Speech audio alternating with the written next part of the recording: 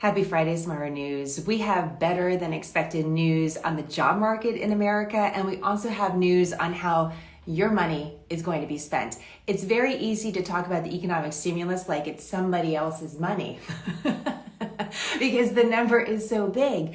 And then we have to remind ourselves that it's actually our money. That's our money. Yes. So we're going to talk about the economy a little bit on this Friday, otherwise known as Guy Day, because this is when we like to talk to Guy Adami, who is a stock market analyst, just overall economic watcher, and kind of an extraordinary movie reference analogy maker. He'll make sure to clear that all up. Let me go ahead and invite him because I see Guy's there. But Guy, I need to invite you in. I was talking to Guy a little bit about some recent trauma. I'm here. There you go. Can you see me? Am I doing this? This is the Instagram, right? It is the Instagram. You are here. Thank goodness. Okay, so what do I have to do? No, I'm good, right? You're ready good. To roll. Yeah, as long as everyone can see us, which I think they can. You're looking What's a little up, like Lee? you're looking a little bit like witness protection. There's a Yeah. little bit of witness protection happening here. Is it too dark? It's a little dark. Yeah. Hold on a second. Let me turn my light up. I'm still with you here, so bear with me. By the way, Britt joined us. Britt? Who is Britt, a dude, or what's going on? No, clearly Britt is celebrating that it's Guy Day. So right on, yes, Britt. there we go. Yes. How's that better? Lighting better? It's a little. We're gonna have to work on it. I know this is come like. On, Jen. I don't know what I'm doing here. I mean, seriously. How's that? Look at that. No? It's looking better. Yeah, I think it's looking better. All right. So before we get into this, we were talking before we started, and how do you lose a driver's license? Okay, how does that happen? before I was talking to guys, we're getting ready for this interview. We're going to talk about the economy. I said it's ironic because I actually have a problem with my wallet. And I was like, I don't think they're connected, but there's a problem because I stuff things in the side of my wallet and I got all these crazy kids and then things fall out of the wallet and I think my driver's license fell out of my wallet. And this has been very stressful over the last 24 hours. And I'm trying to retrace my steps, but it's the pandemic. So I realized I actually haven't been anywhere, which is both reassuring and a little bit depressing. My one big highlight was going to Walgreens. Love the Walgreens. By the way, speaking of economic stimulus, you can spend all sorts of money that you do not need to spend, but looks exciting when you haven't been a lot of places. You know what we call those things? They're called impulse buys. It's when you're waiting on those lines and you see like the Godiva chocolates or the Haribo gummy bears. And you're like, why not? How bad can that be? And you shove them in the cart, right? I mean, that. I do that stuff all the time because I do the shopping here. Like they'll send me out. I have to get broccoli, asparagus, all those things. And then I'll be on my way home. The phone will ring. It's Lily. She's like, did you get pears? I'm like, so I turn around and go back. That's the life. That's me at 57 years old. Anyway, I apologize. All right. Well, listen, I want to talk to you a little bit about what's going on with jobs. And I want to talk to you a little bit about what's happening with economic stimulus, because I think there's a couple different ways to approach this. First, let's talk about the jobs report. There's a lot of optimism right now because analysts were expecting like 200,000 jobs created in February, and it was nearly 400,000. So it's like, that's better than expected news. The unemployment rate dropped slightly, but we still have a lot of people unemployed. We're still 10 million jobs short from where we began with the pandemic. So what do you make of the job report? What do you think this says about the American job market? Well, it's encouraging, obviously. I mean, and first of all, the analysts typically get it wrong, but it's a good number. And, the unemployment rate, to your point, continues to tick lower, which is encouraging. That's all great, but what's great for the economy might not be so great for the stock market. And I'm sure we're going to have that conversation in a minute, but things are trending the right way. And it feels as though, I think you would agree, vaccinations seem to be ahead of schedule. It feels as though things are getting back to normal. You're in Texas. I know the governor just said next week things are going to be basically entirely back to normal. And I think the same thing in Mississippi. So you can feel as if, you have that sense that there's a sense of normalcy coming back. But with that comes the thought that, hey, wait a second, economy's doing better. Should necessarily the stock market doing better? And I tell you, it's interesting that ever since we've started to see this uptick in vaccinations. Stock market's been on a slippery slope, and we'll talk about the reasons why, I'm sure, in a minute. Well, tell me why. Like why? So you're saying on the one hand, it seems like this is we want to see it move in this direction, right? You want to see jobs come back into the economy, but do you have concerns about what you're seeing in the stock market? Absolutely, and the concerns are not the stock market, but the reasons why the stock market has obviously been on shaky ground for the last couple of weeks, and it's basically you put a bullseye and it's on interest rates. Now, I don't want to make people's eyes glaze over on a Friday. That's not what I do. But 10-year interest rates, so 10-year yields in August of last year were less than basically half of 1%. They were 53 basis points. I'm sure a lot of people can speak to that. I know a lot of people refied over the summer, and that's great. Well, as we sit here today, 10-year yields are now almost 1.6%. So they've more than tripled in less than a year. And you say, well, interest rates are still low. But so much of this stock market move, specifically in these high-flying NASDAQ names, has been built upon a low interest rate environment. And when interest rates triple in less than a year, you're starting to feel the effects. So my point is, what's good for the economy in vis-a-vis interest rates are going higher because people believe the economy's doing better. And this reopened trade and people are going to come out and they're going to spend, that's manifesting itself in interest rates. And, oh, by the way, inflation, well, that's not necessarily so good for the stock market. So people would say, wait a second, the economy's doing better, the stock market should be doing better. Those two have been, the chasm between the two continues to widen out. And now we're seeing it the other way, where the economy's doing better and the stock market's starting to falter. Can you just give us a quick cliff notes on like why you watch the yields, like what the yields are telling you? Cost of borrowing. It's all about companies, the cost of borrowing for these companies when in this zero interest rate environment, people were borrowing money cheap, buying back their stock, increasing dividends. Now, as the cost of borrowing goes up, the cost associated with running the business goes up. And that's going to manifest itself in either slower hiring practices, and maybe we'll see that at the back end of this year, or margins, the amount of money businesses make on selling their goods, the margins are going to start to decrease. And that's going to be a headwind for the stock market. So I know this is somewhat counterintuitive. You would think great jobs number, economy's doing better, people going back to work. It looks as though by the fall, maybe we'll be back to normal. But what's good for the economy might not be so good for the stock market. And remember, when the economy was floundering over the last, from March until, let's call it December, the stock market was on fire. And people were saying, how can the stock market be doing so well under this backdrop? Now the exact opposite seems to be happening. So should we anticipate then as consumers too that we should see our borrowing rates go up? I mean, is that what you also see on the horizon that makes you a little bit nervous? Yeah, absolutely. I think that, the genie of low rates for a long time is probably out of the bottle. I think the good news is a lot of consumers took advantage of that, but I think that's starting to get away. In terms of, though, the other things, the inflation story, people watch our Federal Reserve. Jerome Powell's chairman of the Fed, and to the extent that you watch these things, I do because I'm not that interesting. But, they'll talk about inflation being under control. Well, if you're living in the United States, and I know that inflation is not under control. You go to the supermarket, you get gasoline, healthcare costs, education costs, you can rattle them off. All those costs have been skyrocketing. So you say to yourself, how do they say there's no inflation? I know what my bills are, and they just choose not to acknowledge it, or they choose not to measure it. So they'll on one hand say inflation's under control, and you're looking around saying, how is it under control? There's no way. So inflation is now moving to the upside. The Fed somehow seems they can control it. But I think you're universal. Who's your college football team generally, just so we can put this into layman's terms? Oh God, I mean, I don't really have. I feel like that's like a very controversial question. I'm a nonpartisan news agency guy. I don't talk about what. God. What's yours? Go ahead. So Lieutenant Commander Leif Babin attended the Naval Academy. Is that correct? That's correct. Yeah. So if the Naval Academy were to play, let's just say West Point, right, in a football game, my sense is Leif would be rooting for the Naval Academy. Is that a fair assessment? But his rooting for the Naval Academy has no impact on the game. So, although you think when you root and you put your rally cap on backwards, it's somehow going to change the outcome of the game, that no sooner changes the outcome of the game, the same way the Fed talking and jawboning changes the outcome, inflation, and bond yields. So they think they can control it the same way I think I control the Ranger outcome this weekend.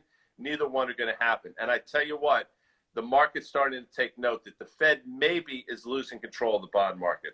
Okay, so there's a lot there to unpack. I want to kind of wrap Well, there's this a lot there to unpack. I mean, your husband is the most important thing to unpack because, as you know, I dig Leif. I mean, he's just a badass, It's right? really, yes, you It's do. a bromance, I know, right? So I'm just going through. I'm kind of hiding some of these comments, Guy. We got a lot of people on, so I'm trying to organize it while we're talking, and I want to make sure that we get to people's questions as well about what's going on with the economy. Because it's one of the reasons why I like covering it on some of our news is that we're all linked by the economy. I mean, really globally, but also obviously in the United States. And so it's a story that we all share in different ways. And so that's one of the reasons why I watch what's going on with the jobs report every month, because it gives us a little indication, doesn't tell us everything. In the meantime, we have this huge economic stimulus bill that is going to be worked on through the Senate through this weekend. And there's like just some background on why you might see headlines popping up on your phone about this. There's like a lot of procedural issues they're working through. And right now it seems like the bill will pass the Senate on a very split party line, with 50 Democrats voting for it, or I shouldn't say Democrats, some are technically independents but vote with the Democrats, and then you have 50 Republicans voting against it, and then Vice President Kamala Harris would serve as the tiebreaker. This is one of the largest bills Congress has ever tried to pass. It's $1.9 trillion. And so and by the way, those estimates might be all over the place: 1.6, 1.7, 1.9. We've already passed $3 trillion worth of stimulus.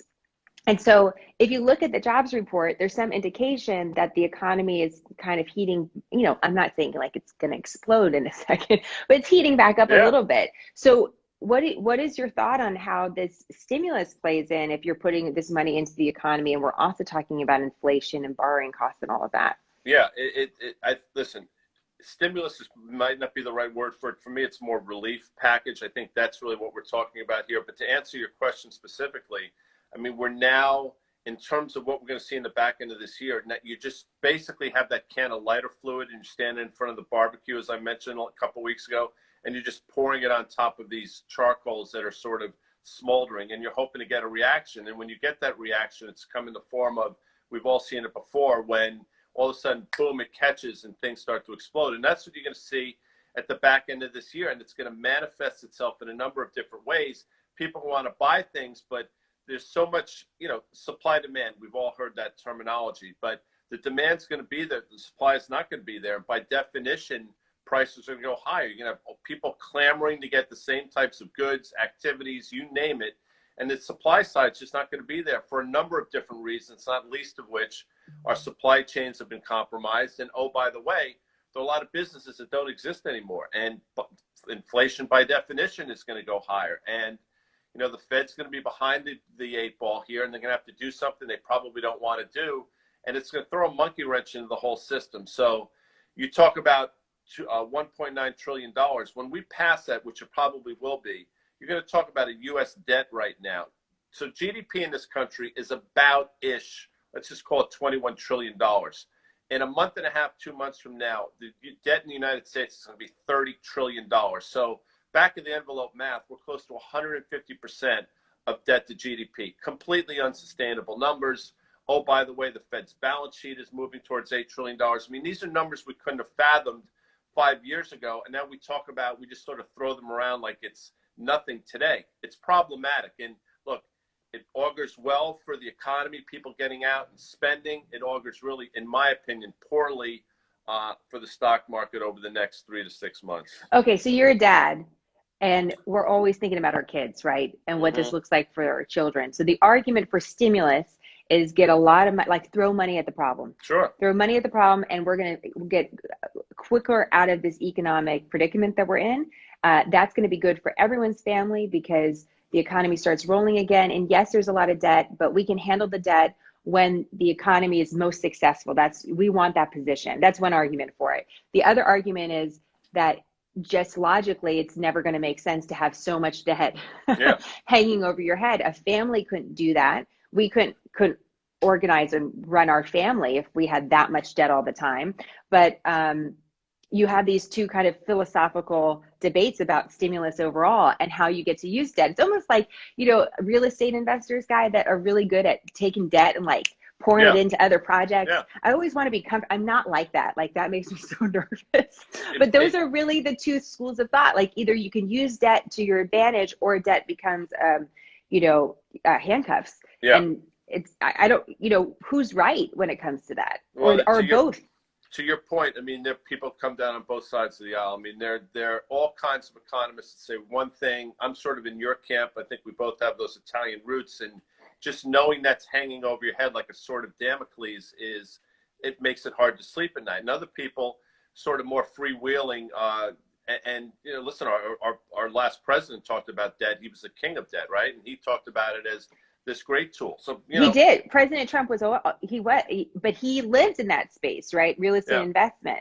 So he lived in that space. Listen, I voted for him the first time. I mean, he also he was bankrupt 5 different times in an industry in New York, real estate and gambling, where and then he became president, though, Guy. True. And then it proves your point. It didn't stop him, right? So there's the argument for like, oh, well, like you can just keep on rolling. Yeah. I'm not saying it's the right thing. I'm just saying that's a great example. It is a great, so to answer the question, who pays for this? And you mentioned, right.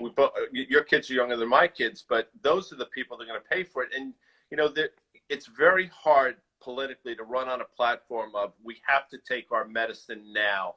Right. Now's the time to buckle our chin strap and to tighten the belt.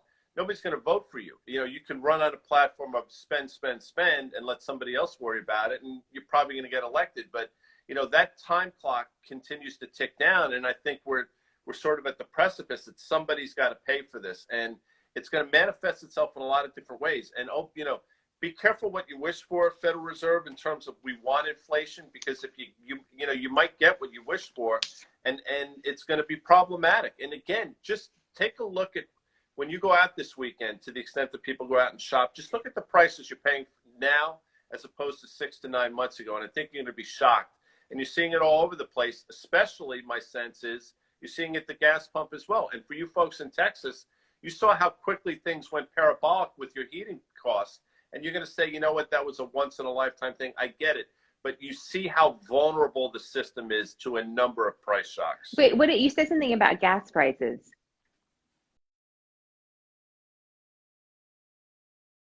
Uh-oh, you're freezing to me. Hold on. Don't go away, Guy. Stay with us, Guy. There you are. Sorry. When like the circle of death, you're like, I hate that. Don't do it to me. You said something about gas prices just a second ago. Yeah.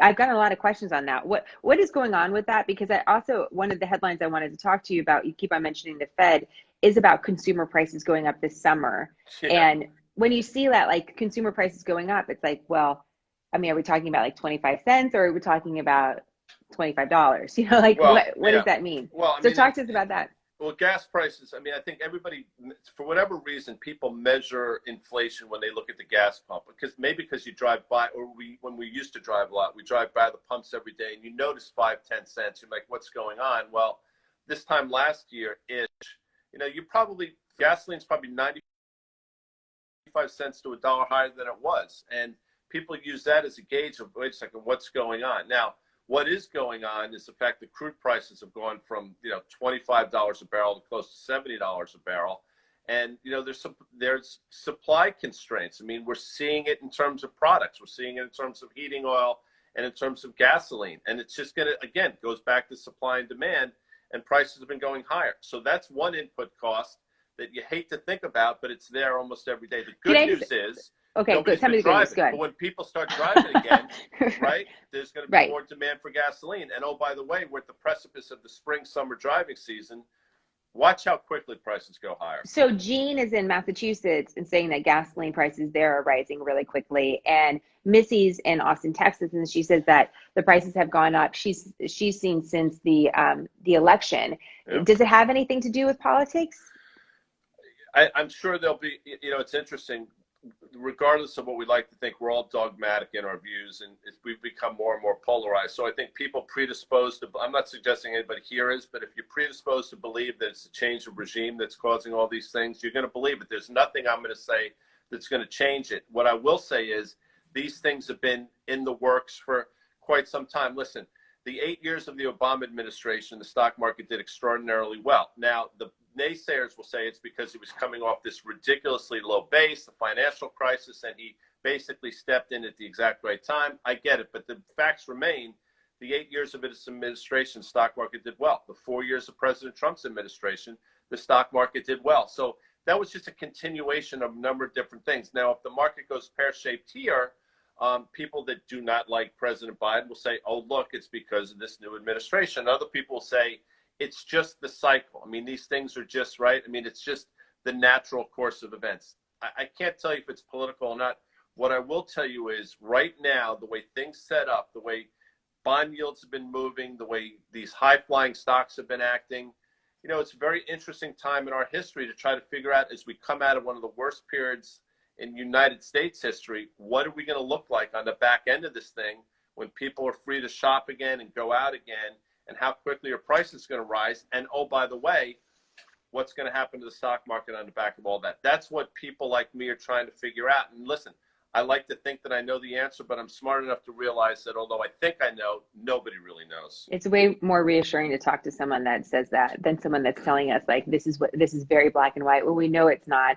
It's the jobs report did show that some I don't want to say pent up demand because it's difficult to make too much of one report, but we know in leisure and hospitality that's been a huge area of major job losses. Still down 3 million jobs, but more than 350,000 jobs were added in the month of February. And that's why you're seeing some of those headlines where people are like, okay, this is actually good because we're seeing jobs come back to sectors that have been really hit really hard, that are where people like to go and spend money. And that could be a good thing overall for the economy. What do you think about these $1,400 checks that could go out to people, Guy? I think if they're targeted properly, I think it's, you know, I don't think, you know, there's this whole notion of helicopter money. You've heard that term. I'm sure some of your listeners have heard that term, where basically it sounds exactly what it is. You know, you put a helicopter over a town and drop hordes of money. I mean, that's what they're talking about. If you can direct it to the people that actually need it. And when I say, I'm not trying to be, you understand what I'm saying. I mean, some people need that $1,400 more than other people, but there's no way to seemingly target it. It's like you're treating a specific form of cancer and you're giving chemotherapy to the entire person, or radiation. You got to sort of target this a little bit better. And I'm not qualified to do that, but what do I think about it? I think it's well intentioned, but I think history is littered with disastrous outcomes born of good intentions. And oh, by the way, quickly, I mean, just don't discount this. A lot of the gamification of the stock market that we saw from March until December with the Dave Portnoys of the world, and I think that was a manifestation of, one, there were no sports to bet on, and two, a lot of people got these checks, and I think they put it to work in the stock market in ways that they might not have put. They probably should not have put them to work that way, if that makes sense. Well, it's interesting just hearing you talk a little bit about the stimulus money. And one person on our feed was mentioning what's going on with the CDC and the pandemic. I think it's easy to forget that it doesn't feel as much like an emergency anymore because we're sort of used to living the way that we're living. Right. But we're still in a state of emergency, in the way that the government is approaching a lot of these problems. So whether it's, COVID-19 policies or economic policies, treatments for people that are sick, there's a lot of pushing everything we possibly can at the issue because it's an emergency, where we may not do that in a way when we come off the emergency. The question is when do we go from emergency state to realizing we're actually living in a new state for the next 18 months, Yeah, and I don't know if anyone knows I don't know if anyone, I think you'll know it. I think 3 months in, you'll be like, oh, wait a second, we're not in an emergency. I don't think there's not going to be a switch that turns the light on and off, but I think you'll figure out over a period of time that, hey, wait a second, things seem to be back to normal. And again, I don't know when that normal is. It feels as whatever normal means. It feels as if, late summer, early fall is my sense. Given everything I read and given the rollouts of the vaccinations, now J&J is involved. It seems to be a pretty reasonable time. But I'm not taking into account any potential, new strain or, again, problems in the supply chain, any of those things. So those are all hanging out there as well. Well, so what are you watching, Guy? As you're kind of looking at the next year, and thinking about your own family. You know, like how are you even approaching this time? Like as a businessman, but also like personally, Yeah, no, well, I mean, as you know, all three of our kids are in college, so which is it's been an interesting, amazing. year for them. So that's changed. I hope our oldest son's going to graduate in May. I hope that in the fall, the younger two will be back on campus. So we're thinking about that. But I think you can speak to this. I know I can. My wife works for a pharmaceutical company. I mean, she starts literally working 7 a.m. and she'll finish 10, 11 every night. And that's not Yeah. hyperbole. That's just true. And she'll take a break here and there. But, that work-life balance has completely been, there's no, right. You see that you're home right now, but you're working. So No, there's no it's line like a of major demarcation. issue. I also think like Linda maybe just feel a little relief to just be by herself working. Just, I mean, Knowing me as well as you do, is that what you're trying to say? I'm just saying like I don't know, maybe we can have her as a guest. Where is she? We need to ask her this I question. think she's on a call. The Lilster just went cruising through so Okay. she's on her Lily is way. Guy's daughter. No, I think it's interesting. One of the other things in the jobs report is that it said a quarter of people are still teleworking during the pandemic. Yeah. And when you say normal, I wonder when things return to normal. I don't know what that looks like. It is a huge stressor in our household. My husband's working till 1, 2 o'clock in the morning. I am as well. Like, I don't know how to not work. I love Yeah. my work. I love Smarter News. And it's like, this is a time when it really matters. So I want to be of service. And it feels right. But it is hard, Guy. How sustainable though? Right. It's sustainable because you can see a finish line. But if the finish line continues to move, if the goalposts continue Right. to move, how sustainable is it? And to sort of answer your question, normal's not. I think this hybrid model, whatever you call that, this is here to stay. I think companies have learned. If this had lasted for 2 weeks, a month, I think companies would have had everybody come back. But now, a year into this thing, effectively, Why would you do companies it? they've said, so wait a second, we're more productive than we've ever been. Our costs are way down. We can do this. People can Right. do this. And oh, by the way, people are working harder. Now, again, I don't know. I don't know what the tail of that is. Like, I don't know how sustainable it is. But right now, listen, I do a TV show every night at 5 o'clock Eastern time. I just mentioned that because I haven't been back to the city. I've been to the city twice since March. And we've been doing our shows from our homes. And the network says, wait a second, shows look pretty good. Ratings have done well, if not Mm-hmm. better. Is there any real reason to bring these people back in the studio? So, and you can carry that forward to a lot of different things. I understand Right. there's some jobs that require you to physically be there, but there are a lot of jobs that don't. So the notion of getting back to normal on the job front, I think that's a thing of the past. And, you mentioned jobs quickly.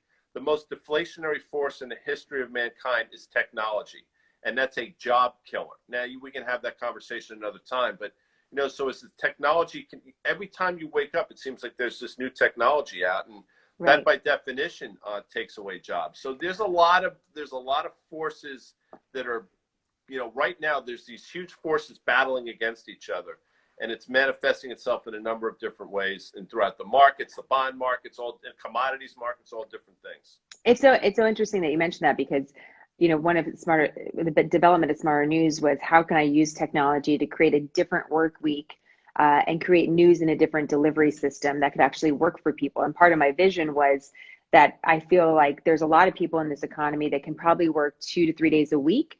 A lot of them are moms, with the really young kids that once their kids go to school can actually work more. But there's a period of time that you really struggle as a young mom because you got to be with your kids. Yeah. And so technology actually allows me to harness some of this profile and others to employ that I wouldn't otherwise be able to do in a more traditional sense. But it's TBD on what you're talking about is when does the technology, like where does it go where it creates a lot of jobs but also can take a lot of jobs. I still need real people. We need real people to do the news. No, I think a lot of people feel that way. A lot of people are yearning to get back in that environment where they can talk with their coworker and just have that interaction again. And, I think everybody hopes to get back. But, just as businesses run, I think a lot of companies, they would never probably admit it. But if you get behind closed doors of these boardrooms, it'd be like, we can actually do this and we can save this amount of money and productivity is higher. This is beneficial to our businesses. And that's just fact. There's no getting around that.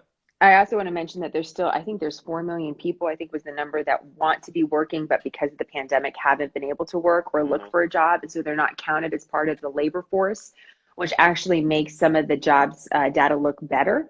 Once they start looking for jobs, it could change just the way that we look at the jobs data. Okay, Guy, I just want to tell you one thing. First of all, I'm just going to see if there's any last questions before I let you go. You have not made one movie reference this entire time, which is crazy because we had like 25 the last few times. Godfather references and you think, and Boiler Room references and Goodfellas references. So you think I'm predictable, but I'm only predictable in my unpredictability. So for you folks that were waiting for some, Michael Corleone drop or Ray Liotta drop or Vin Diesel drop, you didn't get it. Too bad. Ben Affleck. Love Ben Affleck. Can I tell you something? Ben Affleck, I could watch him read the phone book. I think he's a genius. I think it's like Ben Affleck and Vince Vaughn. Those guys are just, I totally dig them. Okay, give me one thing. Okay, can you give me one thing you're looking forward to, or one thing to watch, or what is that one thing that can make us smarter as we're going into the next week, I'm looking forward to the Lee Babin crowd piling into some Winnebago or something and driving north and hanging out with those 3 Rugrat kids of yours because they think it's going to be hysterical. I'm looking forward to maybe going to a baseball game in the spring and in the summer. You're looking for, just some semblance of normalcy. Going to a restaurant that, maybe instead of 30% filled is 75% filled. All those things. And I think as human beings, we're all optimistic, but you also have to be pragmatic and sort of look at things. It's one thing to say everything's going to be great. It's another thing you have to sort of examine what's going on and try to figure it out. So if I'm talking to your audience right now, which I am, bond market to me is critical. Watch those 10-year yields. If they continue to grind higher, I think that's what was a tailwind for the market is quickly going to become a headwind. And we're seeing it over the last couple of weeks there, folks. Class of 86 reunion. Look at that. Georgetown, Gene Connolly right there. She is a smarter news. I just happened to see that. And I think is that a classmate of yours? I think it was just her birthday. If I'm not mistaken, I hope I'm not mistaken, but let me see happy if belated birthday. Yeah, Georgetown 86. I wish I could invite Gene into the conversation because I would like to know a lot of insider information about it. There's nothing to know. I mean, you think some scandalous stuff. I mean, I was in the library on Saturday nights. I'm just telling you right now. I'm going to need to double source that. I don't think that. I think that. Wait, and Bob Durant. Look at this. Bob Durant says hi. Bob Durant is, I will tell you something, that Bob Durant could run for governor of one of those northeast states like New Hampshire, Vermont, Massachusetts, Maine, and he would win. And there's Kevin Riverall. So see this kid right here, KJ Riverall? This is like a reunion. When I was in college, I didn't have an internship. I was a lifeguard. And one of the towns I lifeguarded in was Terrytown. And Kevin was this little pissant kid who had 2 sisters. And my brothers and I basically, and Kevin will tell you if he texts you, and I think that's Lori Gomez, by the way. Kevin will tell you that he had great parents. We raised the kid. We took him from this little sarcastic, arrogant, and we molded him. I was sort of the older brother. My brother Chris and him were buddies. Him and my brother Grace. It's a whole different dynamic going on. Who else says hi? See that? Okay, this is Guy. You guys got to get together. By the way, I think Jamark is if I'm not mistaken, Jamark is a sophomore. Or he's a freshman at Yale University. Del Barton grad. Love Jamark. How you doing? Jamark. Okay, good. Right on, Jamark. If Bob Durant does run for governor somewhere, then I want the exclusive for Smart News. It should be. He actually is better suited for attorney general. If you can think of Lutarski in Animal House, that's Bob Durant. Although I love him. Okay. All right. Nice trip down memory lane. No, I'm reading the comments. What do you want me to say? You said read the comments. I'm reading the comments. I know. I appreciate it. There's only I don't know how many more of your class could come. Although Gene does confirm that you were in the library. Yeah. See that? I'm still on the fence about that. I'm gonna need an fun. outside. I mean, I got to learn how to use this Instagram stuff. You really do. All right, Guy. This was a lot of fun. Thank you very much. I appreciate it. And more Guy Day Friday on Friday. The future. On See you Friday. later. Yes. Okay. Bye, Guy. All right, guys. Let's see. I'll see if I can get, where is Guy going? There he is. This is, I don't know. This is, there we go. Um, Thank you so much for joining us, you guys, as we reviewed the jobs report, a little bit about what's happening with the economy, economic stimulus. If you have any other questions, please let us know. As always, we're here for you. A lot of information, by the way, on the website as well. Got a really interesting graph on what's going on with jobs over the last several decades. And if you see the graph, you'll really see how unique this situation is. So I put it up on the website for you. All right. Have a great weekend, and more on Smarter News.